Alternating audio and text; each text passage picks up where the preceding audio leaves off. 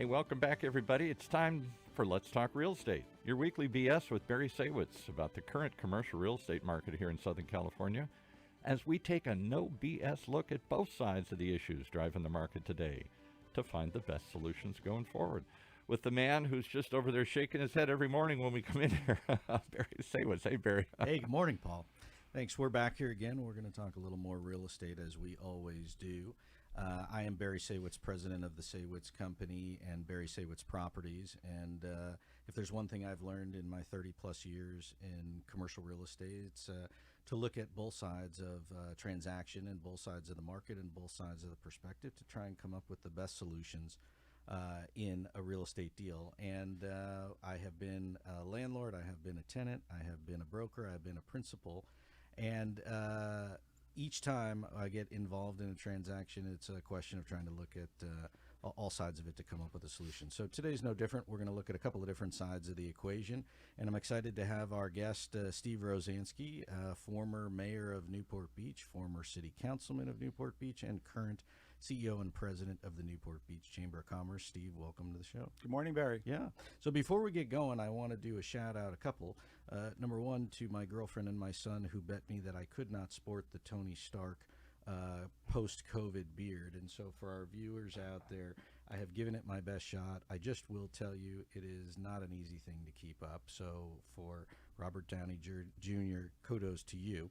I also want to give a shout out to the Los Angeles Rams, who were successful in beating the champion Tampa Bay Buccaneers, and good luck this Sunday against San Francisco. So let's get to it. Let's talk real estate.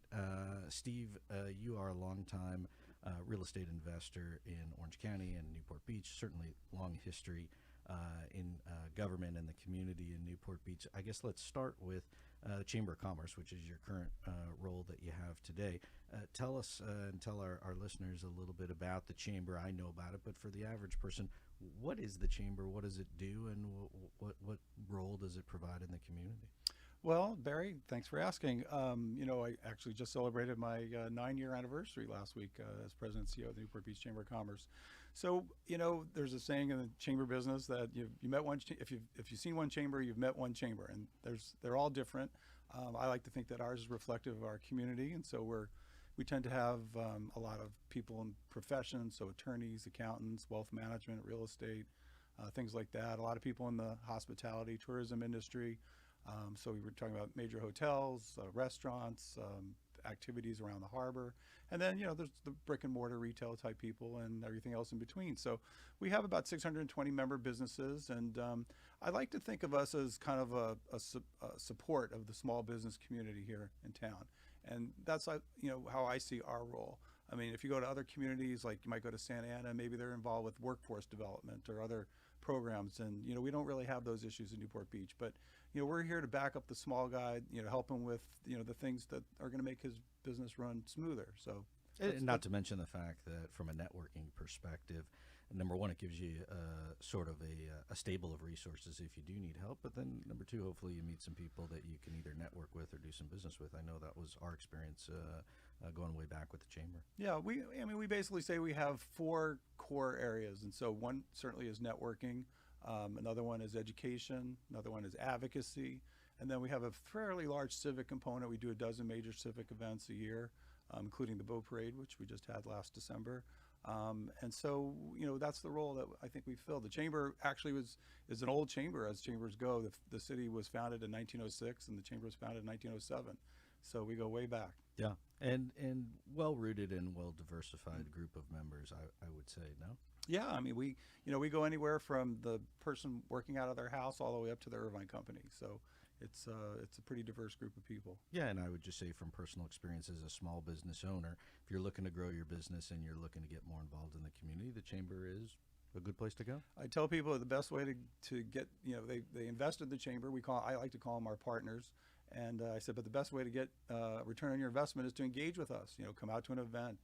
Get involved with the Chamber on some level, some committee, some referral groups. We have all types of different ways to engage with the Chamber, and I know the ones that do, the Chamber will work for them for sure. And I think like anything, you get out what you put in, right? Yeah. So So, in being involved with the chamber, I'm guessing that you are actively talking to small business owners, and so that sort of feeds me to my next question, which is, what are you hearing and what are you seeing from these small business owners as we continue to sort of struggle with the whole COVID? And I don't want to keep focusing on that, but it is that, amongst other things, the topic of the day. What are you hearing from businesses about what they're dealing with? Well, certainly COVID is part of it. Probably less so than probably the last couple of years. I think, especially in Orange County here, a lot of the restrictions have been lifted. Most of them have been lifted, except for maybe having to wear a mask in a retail store or in an office environment. But what I really hear is, and I hear it from all levels, not just small businesses, the hiring challenges, filling positions, supply chain issues, especially like, restaurants that can't get certain products, or even I see it myself in stores I go into, and maybe that it's not like the shelves are empty. Sometimes you see these crazy stories on TV where the shelves are, I don't know where they're taking those pictures. You go to the supermarket, it's plenty full, there's plenty to eat there. But yeah, my creamer might be out, or that version of the 6 versions that they make, they may not have. So I think we're seeing some of that, but yeah, generally I think business is good, honestly. I don't hear a lot of people crying anymore. No, and I think my take on it from the businesses that we meet with on our end for the brokerage side of things is you have to come to the realization that you just have to make do with what the new world is and try and make adjustments and go forward, whatever that means. Yeah, I mean, there's any shock to the system like this, there's going to be winners and there's going to be losers. And the ones that can adapt, improvise, and overcome, as they say I think in the Marine Corps, which I'm not a member of or never was. I wish I was, but I respect that service. But that's their attitude: adapt, improvise, and overcome. And you're faced with a challenge, and you got to meet the challenge. And I think a lot of business owners didn't, and the few that couldn't, for whatever reason, they're gone. They're gone. Yeah. And so, secondary to COVID, or in addition to COVID, what else are these people? I mean, obviously, inflation. Potentially governments, certainly after coming off yesterday's wild swing in the stock market, a lot of uncertainty. Yeah, I mean, we've seen years of rising stock prices, rising real estate prices. I mean, I think we're getting to that point where, you and I, we're about the same age. I think we've been through a few cycles, and you realize that stocks can't go up 20% every year infinitum. Sooner or later, there's going to hit a peak, and then they're going to drop. And real estate prices, I mean, I've owned real estate since I was 20. I bought my first property up in Temple City, and I've seen the cycles, and it goes up and it goes down. If you have a good piece of property, ultimately it's going to bounce back. But so you just kind of have to go with it. I think there's probably some froth in the market. We'll see what happens with some of the things that are happening with interest rates and just.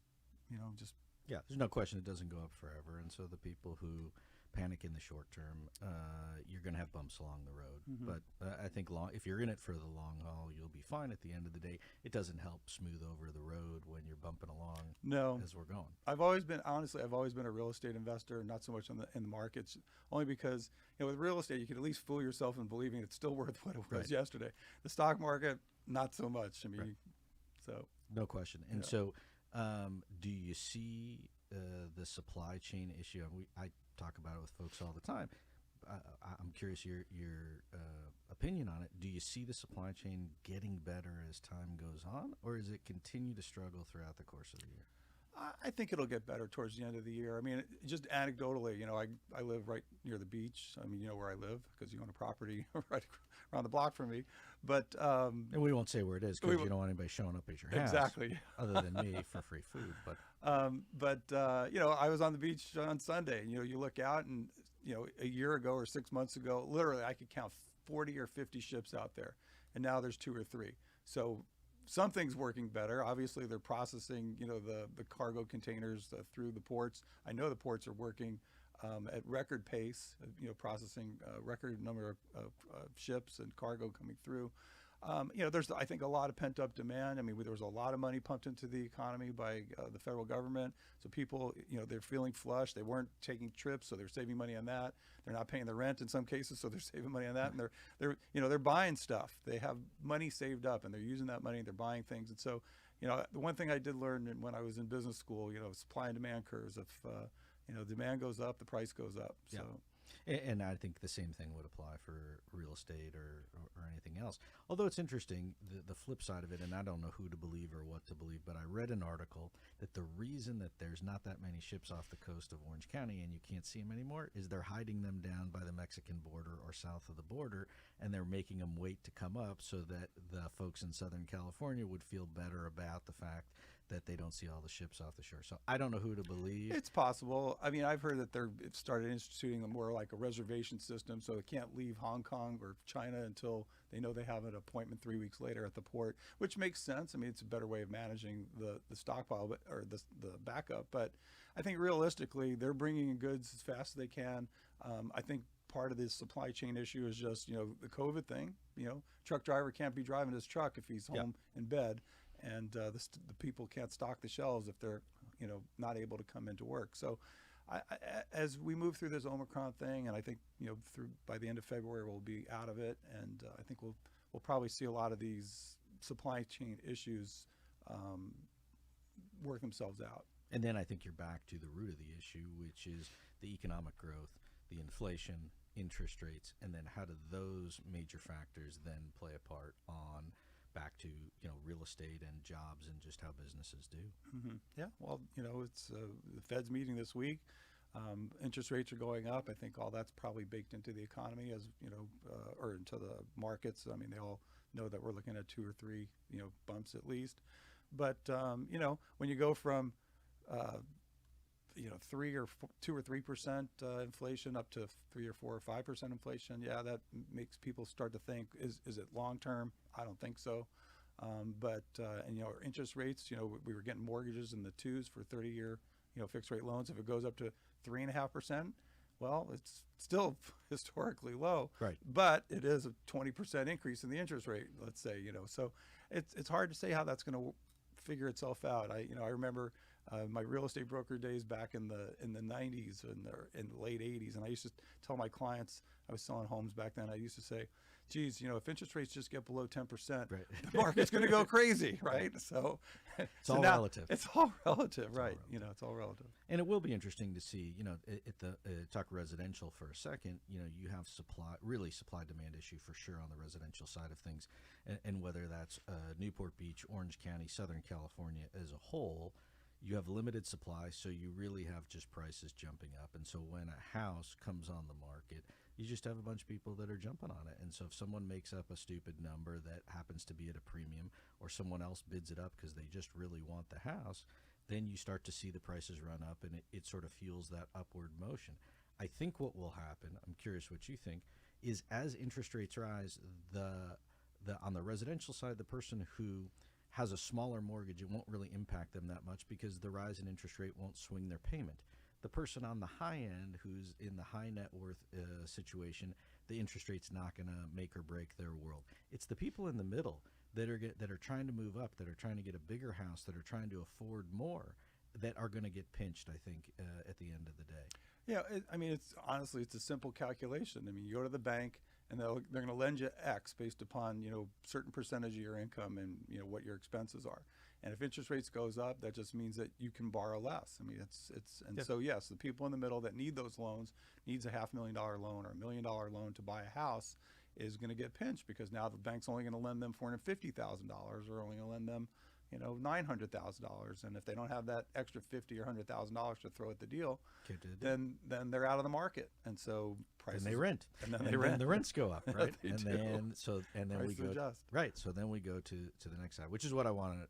Another thing that I wanted to ask you about. So look, you've been a long time investor of different types of properties throughout Orange County, and like you mentioned, you've seen it go up and down. Here we are today. It's up. Rents are up on the residential side. Rents are up for the most part on the commercial side, maybe with the exception of the office sector.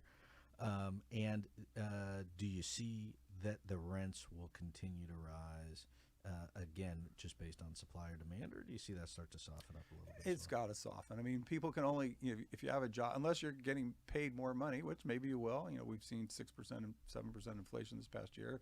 Does that translate into 6 or 7% increases in your wages? If it does, then you got 6 or 7% more money to spend on rent. So that's how I look at it. People will spend as much as they can I mean, you can factor in maybe credit a little bit, but people don't usually use their credit cards to pay their rent. At least I hope they don't.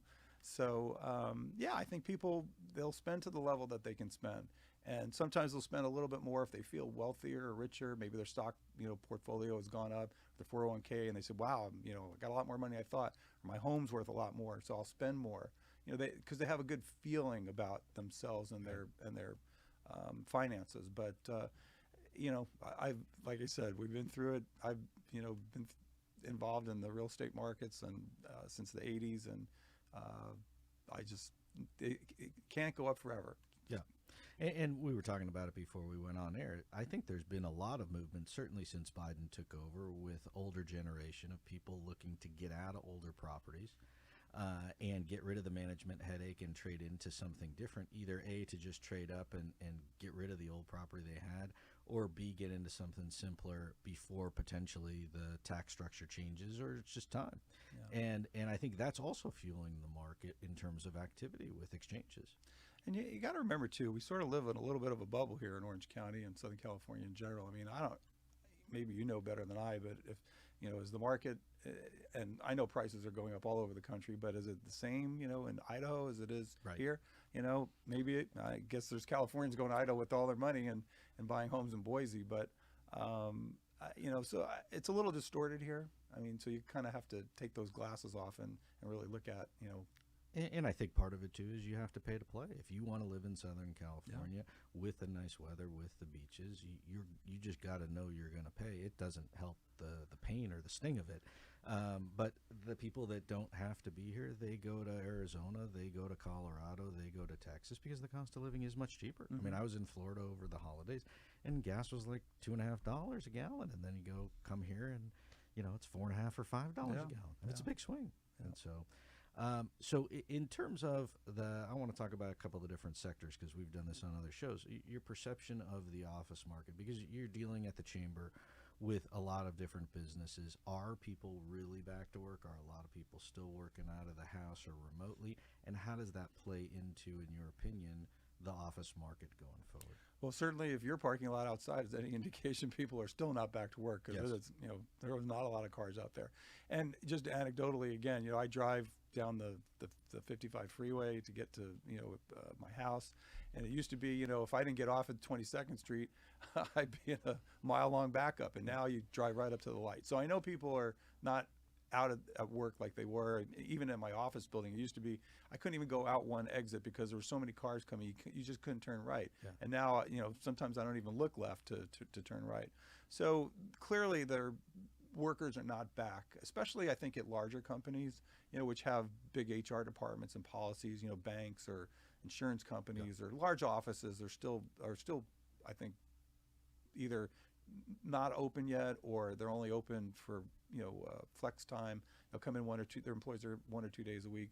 So we're not past that yet. I think as we move through this and this becomes more of an endemic instead of a pandemic, that you'll see these companies bringing their employees back. I mean, clearly it's not going to be the same as it was 2 or 3 years ago. I think companies have realized that maybe there are some benefits to not having all these employees at work. It might cost them a little less if they have to rent less real estate. But then again, I think they're going to look back and see, well, how productive really were these employees? Are they producing at the level that they would have if they were in the office? As a chamber president, I believe in one-on-one or face-to-face. Yeah. That's what we sell at the chamber, networking. Right. We don't. We're actually in January. I said, hey, we're going to put all of our meetings back on Zoom because of the increasing the cases and stuff. So so we're functioning by Zoom, but having a Zoom networking luncheon is not the same thing. And so that's I believe people are social animals. I believe that they need that interaction, and I think eventually most of it will come back. Maybe not all of it. I think it's accelerated certain trends, COVID obviously, and in many sectors, and in the office environment as well. And we've seen it on our end where people either look trying to get smaller space or just different space, or even more modern or more efficient or whatever the case is. So I think there'll be some movement in the market. Also, if the perception is now would be a good time to lock in a lower rate or a flatter rate on the office side. Industrial, completely different ballgame. Yeah, I mean, there's virtually no vacancy in the industrial market. Yeah, and on the industrial side, I mean, what we've seen is each deal is just more expensive than the next, whether it's as the investor to buy, whether it's the land deal, or whether it's the tenant whose lease comes up and the landlord says, hey, this is what the last comps are, and so here you go.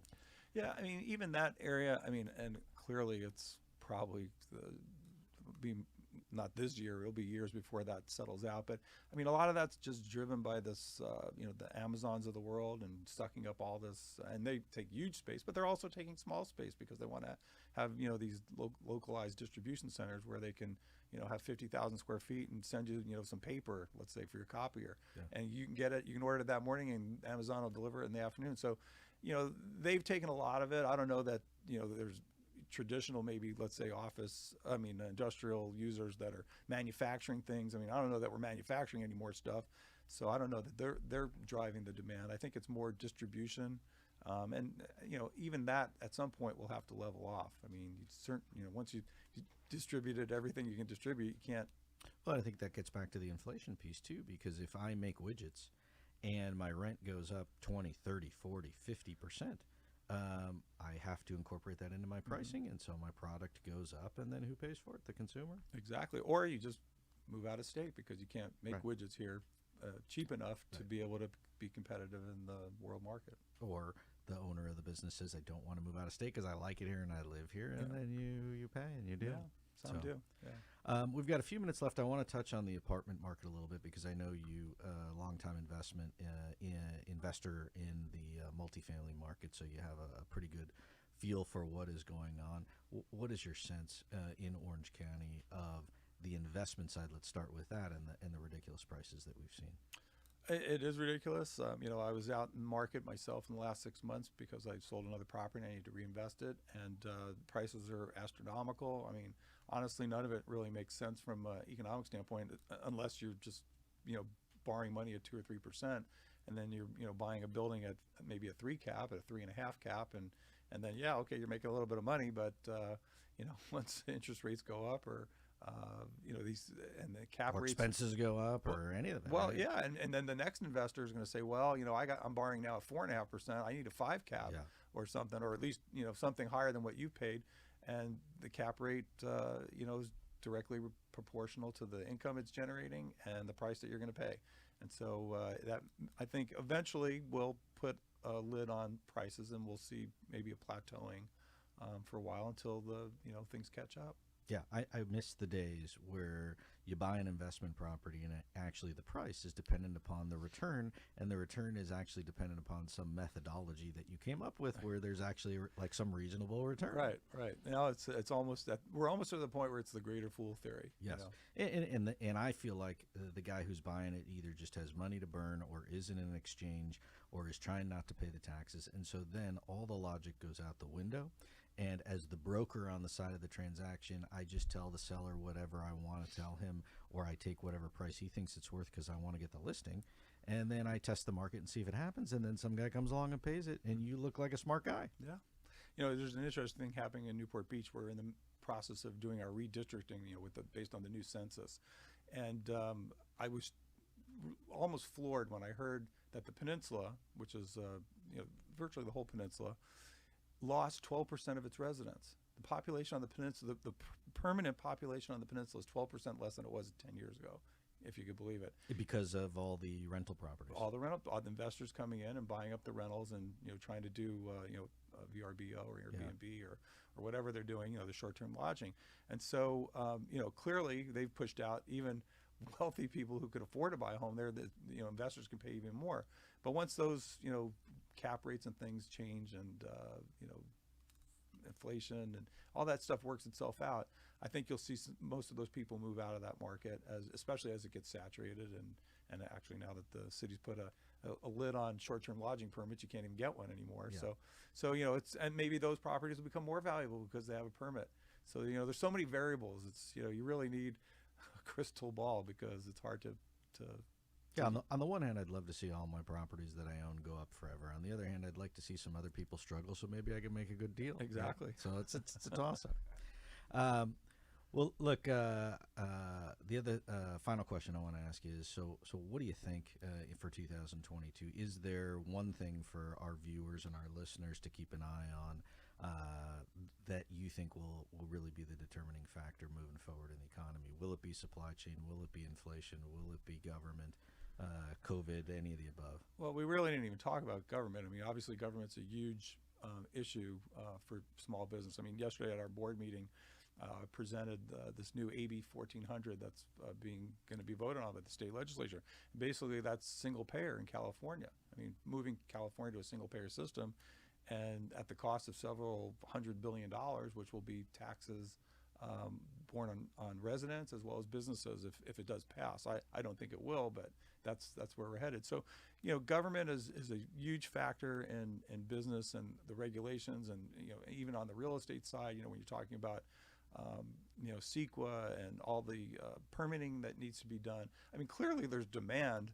Demand is there. You would think if demand is there, the builders are going to build, right? Well, they can't because they can't find cheap land. And even if they could find cheap land, it's taken years to get it entitled. And especially in Newport Beach, we have coastal commission issues, which is a whole nother layer on top of just the regular BS kind of stuff that you have to work through. And we've talked about it. A lot of the development is really redevelopment and repurposing for what is highest and best used in today's market. And so when you're talking about rezoning, that also adds layer and time for the development process. I mean, look at it. You just go up the freeway. Look at like the Westminster Mall or something. That mall's been dead for years. I mean, you think that a smart developer would have come in years ago and leveled that place and built 1,000 apartments over there, right? And who knows? They've probably been working on that for 5 years. They probably have. That's the point, is that it's just not so easy. There's so many hoops you have to jump through. So government regulation is big.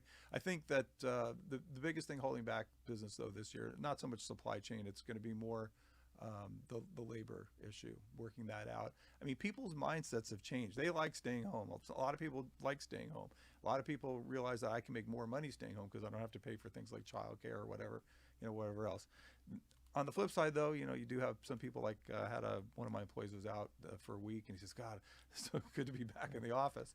So, but I think the people that are just jumping around from job to job, they realize that they become dissatisfied with their lives or whatever, and they're looking for something different, and they don't want to go back to doing what they were doing, and that's, I think, the biggest disruption is the labor piece. Yeah, I agree. I think those are two big factors, labor, and I agree with you as well. Government, whether it's Sacramento or whether it's Washington, are both going to ultimately dictate. I don't know if it'll be fast-paced impact in the marketplace, but it's going to impact depending upon what they do. Well, look, it's been a pleasure having you on the show and sharing your insights. As always, I enjoy chatting with you. I wish you continued success for not only yourself and your family and your business, but the Chamber as well. For everybody out there, I want to thank Paul Roberts, all of the entire staff at OC Talk Radio, our producer Sophia, and all of our listeners and viewers for continuing to tune in and listen to us. We will be back next week to talk some more real estate. I am Barry Saywitz, president of the Saywitz Company and Barry Saywitz Properties, and thanks for tuning in to Let's Talk Real Estate. We'll see you again next week.